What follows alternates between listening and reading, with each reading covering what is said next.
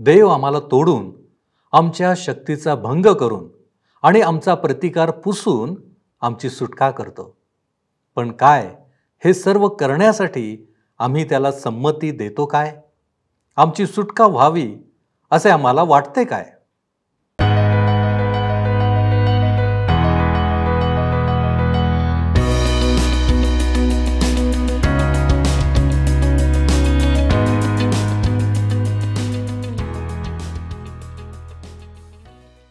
उपस्थित सर्व बंधू आणि भगिनींनो, उपासना कार्यक्रमामध्ये आपले हार्दिक स्वागत. प्रियांनो, मागील कार्यक्रमात आपण यहोशुवा या पुस्तकाचे अध्ययन संपवले आहे. आजपासून आपण शास्त्रे या जुन्या करारातील पुस्तकाचे अध्ययन चालू करीत आहोत. प्रियांनो, जगाची ही एक भयंकर वास्तविकता आहे की लोकांना योग्य मार्गदर्शन नसेल तर सर्व काही आलबेल, म्हणजे चांगले उत्तम राहील याची शाश्वती देता येत नाही. चार डोकी चार वेगळ्या दिशेने जातात आणि मग वैचारिक संघर्ष, सामाजिक संघर्ष, शत्रुत्व याद्वारे सर्व समाज पोखरला जातो. म्हणूनच कोणीतरी पुढारीपण करण्याची आवश्यकता भासू लागते. नेमके हेच आम्हाला शास्त्रेच्या पुस्तकातून शिकायला मिळते. परमेश्वर जो कृपाळू आहे, दयामय आहे, तो त्याच्या लोकांना असेच त्रासात, संकटात सोडून देत नाही. जेव्हा जेव्हा ते संकटात असतात आणि त्याच्याकडे धावा करतात, तेव्हा तेव्हा तो त्यांना सोडवायला, त्यांची सुटका करायला कोणी ना कोणीतरी पाठवतोच. प्रियांनो, यहोशुवाच्या पुस्तकात आपणास इस्रायल लोक आज्ञाधारक दिसतात आणि ते परमेश्वराच्या द्वारे आशीर्वादित झालेले दिसतात. या उलट आपणास शास्त्रे या पुस्तकात दिसते, आता ते अवज्ञाकारी झालेले दिसतात. ही वेळ त्यांच्यासाठी अपयशाची आणि अधःपतनाची ठरली. परंतु देव त्यांच्या पश्चातापाला उत्तम रीतीने कसा प्रतिसाद देतो हे आम्हाला पाहायला मिळेल. तर मग चला प्रियांनो, आपण आपल्या अध्ययनाची सुरुवात करूया. श्रोत्यांनो, आज आम्ही शास्त्रेच्या पुस्तकाला सुरुवात करीत आहोत. शास्त्रेच्या पुस्तकाचा जो मथळा आहे तो 12 पुरुष आणि 1 स्त्री ज्यांनी यहोशुवाच्या मृत्यूपासून शमूएलाच्या वेळेपर्यंत न्यायाधीशाच्या रूपात कार्य केले त्यांच्यावरून पडला आहे. ह्या पुस्तकाचा लेखक अज्ञात आहे. राजसत्ताक राज्याच्या काळात हे पुस्तक लिहिण्यात आले. शक्यता आहे की शमूएलाने शास्त्र्यांच्या काळापासून घडलेल्या काही घटनांचा वृत्तांत एकत्र केला. नातान आणि गाद, जे दाविदाच्या कोर्टात त्याच्यासोबत होते, त्यांनी त्या वृत्तांताला व्यवस्थित रूप देण्यात, काटछाट करण्यात मदत केली. इतिहासाचे पहिले पुस्तक 29 अध्याय आणि 29वे वचन सांगतं. इतिहासाचे पहिले पुस्तक 29 अध्याय आणि 29 वचन. दावीद राजाचे साध्यंत वृत्त अथपासून इथेपर्यंत शमूएल द्रष्टा याच्या ग्रंथात, नाथान संदेष्टा याच्या ग्रंथात आणि गाद द्रष्टा याच्या ग्रंथात लिहिले आहे. श्रोत्यांनो, ह्याची नक्की तारीख आम्हाला माहीत नाही, परंतु राजसत्ताक राज्याच्या काळात ह्याचे लिखाण करण्यात आले. 4 वेळा आम्हाला हे वाक्य ह्या पुस्तकात वाचायला मिळते की इस्रायलाचा कोणी राजा नव्हता. शास्त्रेचे पुस्तक 17वा अध्याय 6वं वचन, 18वा अध्याय 1 वचन, 19वा अध्याय 1 वचन, 21वा अध्याय 25वे वचन हे आम्हाला असं सांगतं की इस्रायलाचा त्या काळी कोणी राजा नव्हता. शक्यता आहे की हे पुस्तक शमूएलाने लिहिले असावे. शास्त्रेच्या पुस्तकावरून आम्हाला यहोशुवाच्या मृत्यूनंतर राजसत्ताक राज्य स्थापित होईपर्यंत वतनाच्या देशात इस्रायलांची काय स्थिती होती, ते कशा प्रकारे राहत होते ह्याची कल्पना येते. आपल्या गांजलेल्या लोकांची सुटका करण्यासाठी देव शास्त्रे उभे करतो व तेच लोकांचा न्याय करीत असत. वचनदत्त भूमीमधील पहिल्या 350 वर्षाचा इतिहास या पुस्तकात आहे. प्रत्येक न्यायाधीशाजवळ सीमित योग्यता होती. इतकेच नाही, परंतु प्रत्येकामध्ये काही ना काही उणीव होती, अडचणी होत्या.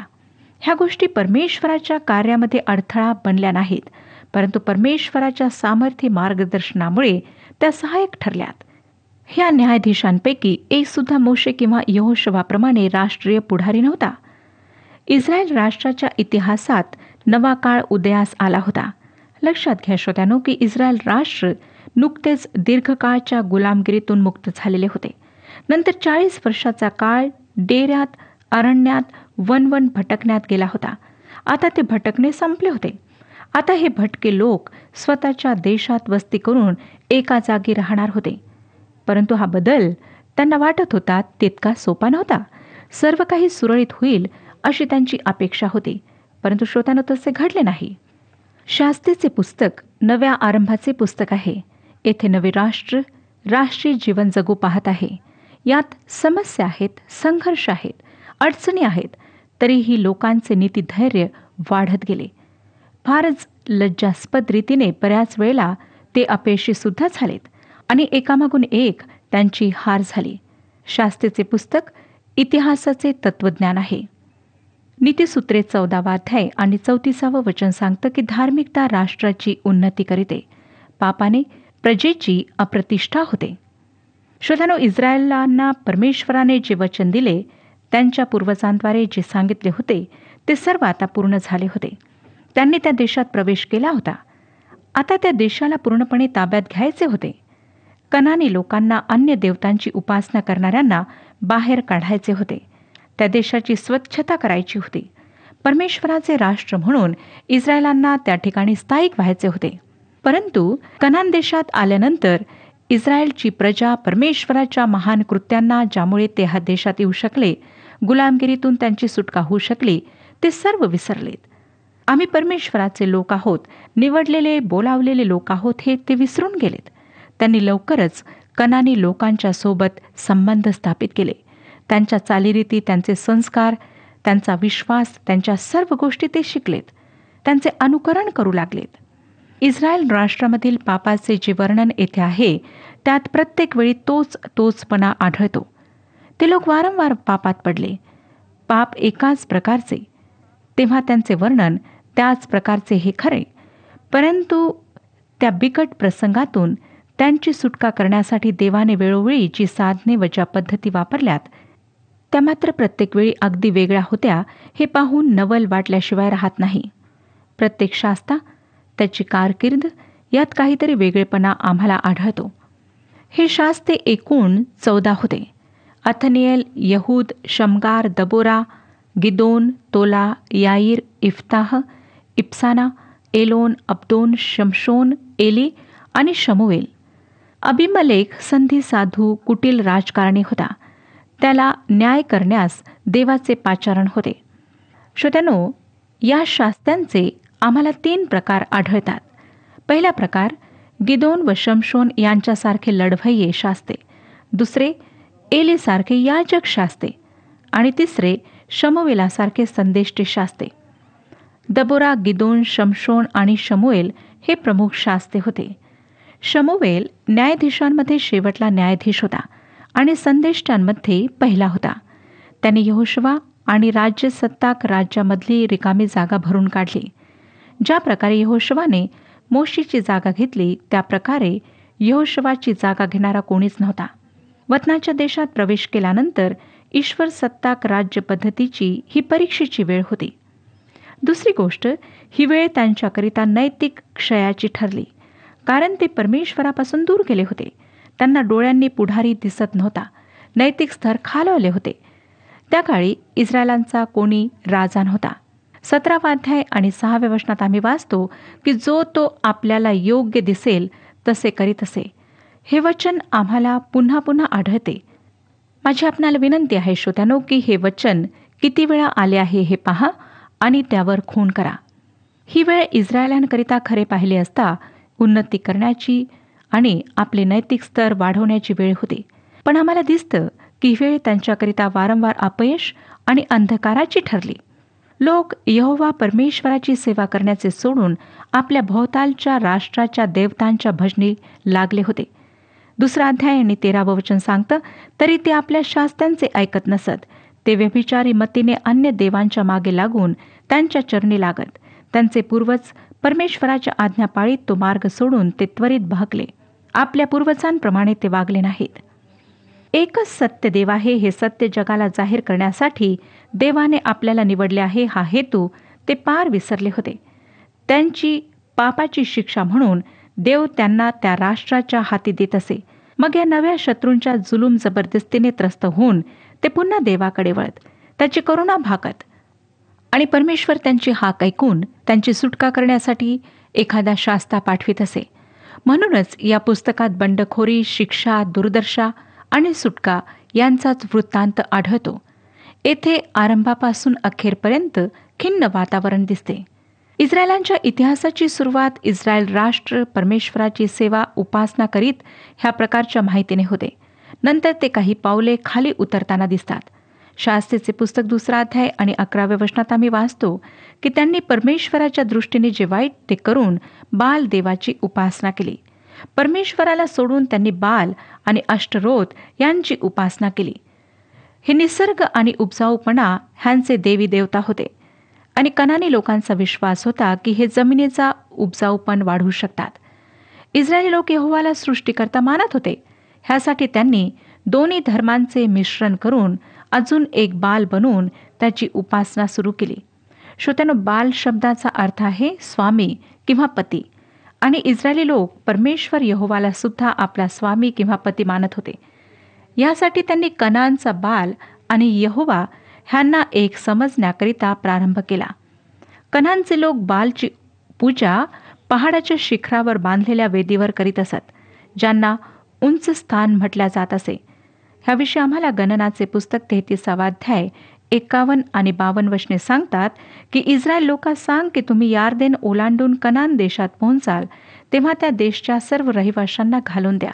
त्यांच्या पाषाण मूर्ती व ओतीव मूर्ती यांचा विध्वंस करा व त्यांची उच्चस्थाने मोडून टाका.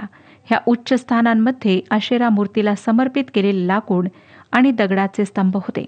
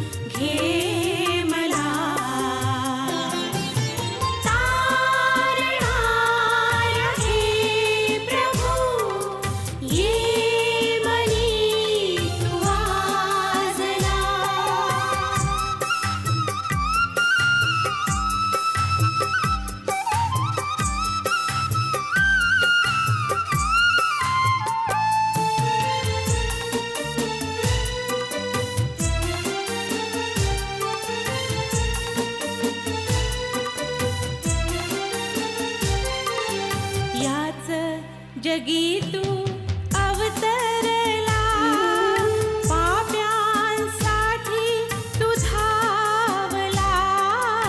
याच जगी तू अवतरला, पाप्यांसाठी तू धावला.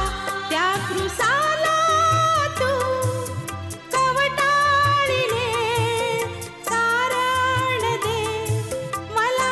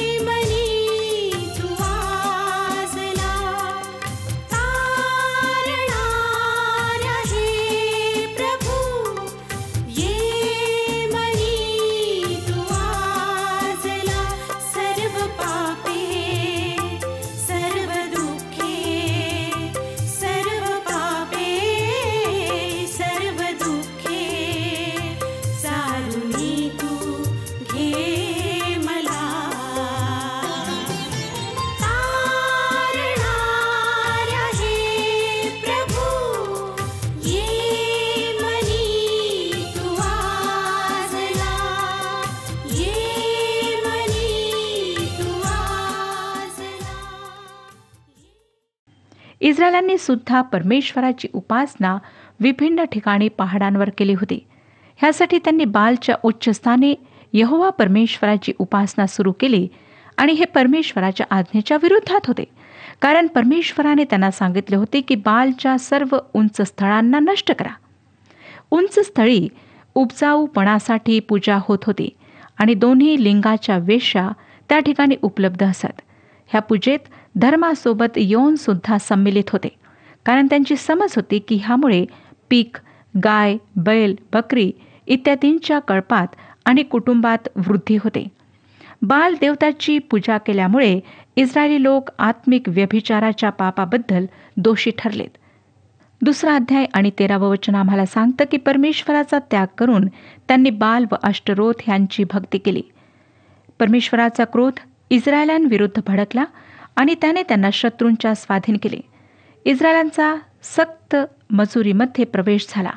लवकरच इस्रायलांनी ह्या वाईट स्थितीमध्ये, दुर्दशेमध्ये परमेश्वराला आरोळी मारली, त्याला हाक मारली. ते परमेश्वराकडे वळले आणि त्यांनी पश्चाताप केला. परमेश्वराने त्यांची प्रार्थना ऐकली आणि न्यायाधीशांना उभे केले, ज्यांनी त्यांची त्या दुर्दशेतून सुटका केली. नंतर पुन्हा ह्या राष्ट्राने परमेश्वराची भक्ती, उपासना सुरू केली. लवकर श्रोत्यानो, पुन्हा त्याच गोष्टींची उजळणी झाली. त्यांनी जे वाईट तेच केले. ते परमेश्वराला विसरले. स्वतःच्या सुखात, वैभवात ते मग्न झाले. पुन्हा गुलामगिरीत गेले. सक्त मजुरी करू लागले. दुर्दशेत परमेश्वराचा त्यांनी धावा केला. ते परमेश्वराकडे वळले. पुन्हा न्यायाधीश उभे झालेत आणि त्यांची सुटका करण्यात आली. पुन्हा ह्या राष्ट्राने परमेश्वराची भक्ती, परमेश्वराची सेवा आरंभ केली. श्रोत्यानो, इतिहासात हे जे एक वर्तुळाकार चक्र आहे ते वारंवार फिरत राहिले. पवित्र शास्त्रात हे आम्हाला स्पष्टपणे पाहायला मिळते. आज सुद्धा हे चक्र फिरत आहे. या पुस्तकाचा आरंभ तडजोडीने होतो व शेवट बेबंदशाहीने होतो. समर्पित नसलेल्या प्रत्येक जीवनाचे अगदी असेच होते. आज सुद्धा ही स्थिती आहे. शास्ते हे पुस्तक वाचल्यानंतर 300-400 वर्षाच्या या काळात सर्वत्र अनाचार व पाप माजले होते असा कोणाचा समज होईल. परंतु श्रोत्यांनो, हे पुस्तक जर आम्ही काळजीपूर्वक वाचले तर साधारण 350 वर्षाच्या काळात सुमारे फक्त 100 वर्षेच इस्रायली लोकांनी देवाकडे पाठ फिरवली होती, हे आपल्या लक्षात येईल. जे लोक आपल्या आयुष्यातील बहुतेक काळ देवाची अवज्ञा करण्यात घालवतात त्यांची प्रगती होतच नाही. हा धडा आम्हाला शास्तेच्या पुस्तकावरून शिकता येतो. यशायाचे पुस्तक परमेश्वराने दिलेल्या ह्या इतिहासाच्या तत्वज्ञानाने उघडते. यशायाने ह्या राष्ट्राचा जो अधपात झाला त्याबद्दलचे कारण आहे त्याची 3 टप्प्यात रूपरेषा सांगितली. पहिली गोष्ट आध्यात्मिक रूपाने धर्मत्याग, दुसरी गोष्ट नैतिक वाईटपणा आणि तिसरी गोष्ट राजकीय बेबंदशाही, राजकीय गोंधळ. आणि जर आपण इतिहासामध्ये पाहाल तर आपणाला दिसून येईल की ह्या क्रमानेच राष्ट्रांचा नाश झाला. ह्या पुस्तकाचा सूर यहोशुवाच्या पुस्तकाच्या अगदी उलट आहे. यहोशुवामध्ये आनंद आहे तर ह्यामध्ये दुःख आहे. यहोशुवामध्ये स्वर्गीय ध्येय आहे तर ह्या ठिकाणी सर्वस्वी पार्थिव आहे. यहोशुवामध्ये विजय आहे तर ह्या ठिकाणी पराजय. यहोशुवामध्ये प्रगती दिसते तर ह्या ठिकाणी ऱ्हास दिसतो. यहोशुवामध्ये विश्वास दिसतो तर ह्या ठिकाणी अविश्वास दिसतो. यहोशुवाच्या पुस्तकात स्वातंत्र्य आहे तर ह्या ठिकाणी आम्हाला गुलामगिरी दिसते. एका लेखकाने या पुस्तकाची रूपरेषा थोडक्यात एका वाक्यात दिली आहे. ती सहज आपणाला लक्षात ठेवता येईल. 7 वेळा धर्मत्याग, 7 मूर्तिपूजक राष्ट्रांचे 7 वेळा गुलामीत जाणे आणि 7 वेळा त्यांची सुटका होणे. मानवाला सतत अपयश येते. देव सतत मानवावर दया करतो हे आपण ह्या पुस्तकामध्ये पाहतो. ह्याआधी की आपण एक अध्यायाचे अध्ययन सुरू करू, आपण हे पूर्ण पुस्तक वाचावे अशी मी आपणाला विनंती करते. श्रोत्यांनो, ह्या पुस्तकात आम्हाला विशेष रीतीने काही गोष्टींकडे लक्ष द्यावे लागणार आहे. एक तर मानवी अंतकरणाचे दुष्टपण, दुसरी गोष्ट परमेश्वर दुर्बळ लोकांचा आपल्या कार्यासाठी उपयोग करून घेतो हे आम्ही फार स्पष्टपणे पाहणार आहोत. ह्या पुस्तकात परमेश्वराचा पवित्र आत्मा फारच प्रभावी रीतीने कार्य करताना दिसतो. शास्ते या पुस्तकातून आध्यात्मिक धडा घेण्यासाठी आधार म्हणून जखऱ्या संदेष्टाचे हे महान वचन आपण लक्षात ठेवावे. जखऱ्याचे पुस्तक 4 अध्याय आणि 6 वचन, बलाने नव्हे, पराक्रमाने नव्हे, तर माझ्या आत्म्याने कार्यसिद्धी होईल, असे सेनाधीश परमेश्वर म्हणतो. श्रोत्यानो, परमेश्वराने इस्रायलांना नियम आणि विधी लावून दिले होते. सर्व गोष्टी इतक्या चांगल्या प्रकारे समजावून सांगितल्या होत्या की असं म्हणताच येत नाही की हे लोक सुसंस्कृत नव्हते, त्यांना काही कळत नव्हते. आजसुद्धा आम्ही ज्या युगात आहोत, लोक शिकलेले आहेत, सुसंस्कृत आहेत, पुढारलेले आहेत, परंतु किती लोक परमेश्वराशी विश्वासू आहेत? किती लोक 10 आज्ञा पाळतात? किती लोक ख्रिस्ताचे शिक्षण स्वीकारतात, त्याप्रमाणे आचरण ठेवतात? श्रोत्यांनो, आम्हाला असं तर म्हणताच येत नाही की ही वचने परमेश्वराने आम्हाला कधीच सांगितलीच नाहीत. मानवाचा कल वरच्या दिशेकडे आहे असे समजण्याकडे लोकांची आज प्रवृत्ती आहे. पण श्रोत्यांनो, माणसाचा स्वाभाविक ओढा अधोगतीला जाण्याकडे आहे, हे देवाच्या वचनातून आम्हाला वारंवार स्पष्टपणे दिसते. श्रोत्यांनो, परमेश्वराने मानवाला विवेक दिला आहे, बुद्धी दिली आहे, परंतु आम्ही पाहतो की मानव फार लवकर पापाकडे आकर्षित होतो. उत्पत्तीच्या पुस्तकात आम्हाला वाचायला मिळतं की हव्वा सर्वप्रथम सैतानाने पसरविलेल्या पाशात पडली. नंतर तिने आदमाला सुद्धा त्याकडे आकर्षित केले. पापामध्ये पडल्यानंतर ते आध्यात्मिक रूपाने मृत झालेत. इफिस्करास पत्र 2 अध्याय आणि 1 वचन सांगतं की तुम्ही आपले अपराध व पातके ह्यामुळे मृत झालेले होता.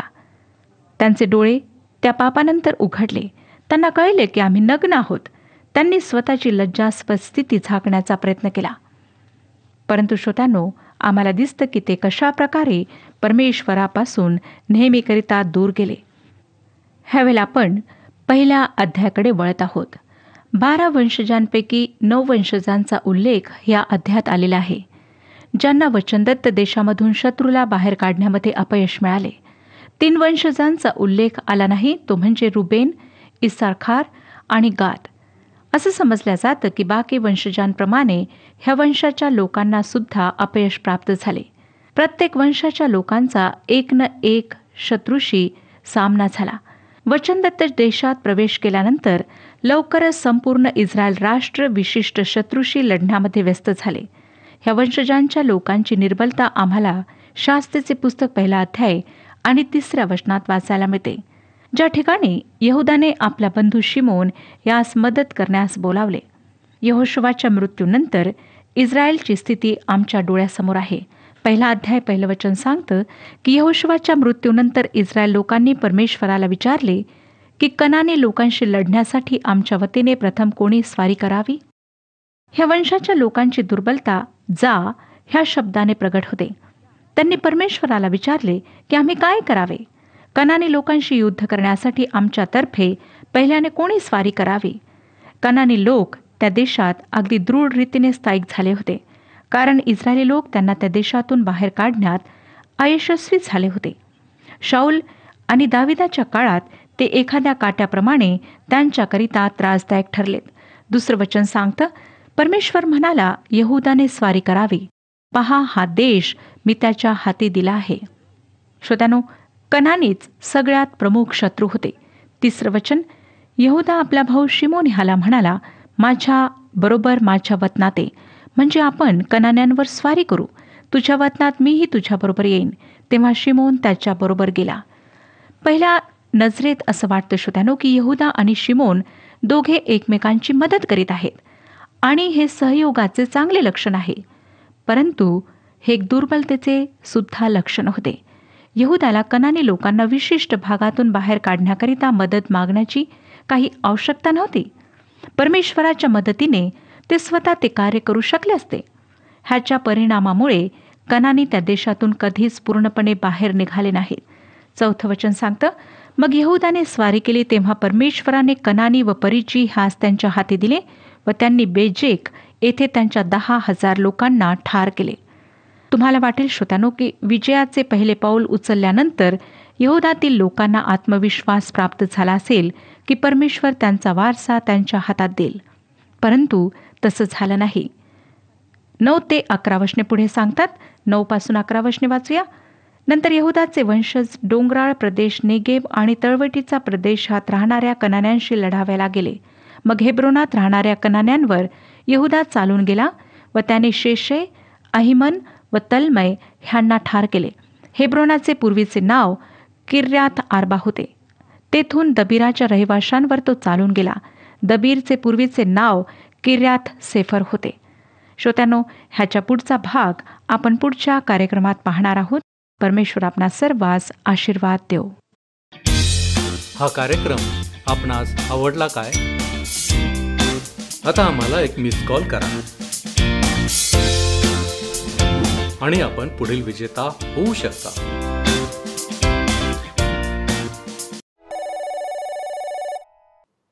प्रियांनो, माझी खात्री आहे की शास्त्रे या पुस्तकाचा परिचय निश्चितच आपणास आशीर्वादाचा असा ठरला असेल.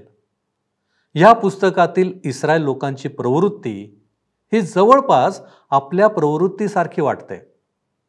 आमच्याही जीवनात अपयश आहे. आम्हीही अनेक वेळा देवाच्या चांगुलपणाचा अनुभव घेऊनही त्याची अवज्ञा करणारे ठरतो. आम्ही संकटात सापडतो, पश्चाताप करतो आणि देव पुन्हा त्याची दया, कृपा यांचा वर्षाव आमच्या जीवनावर करतो.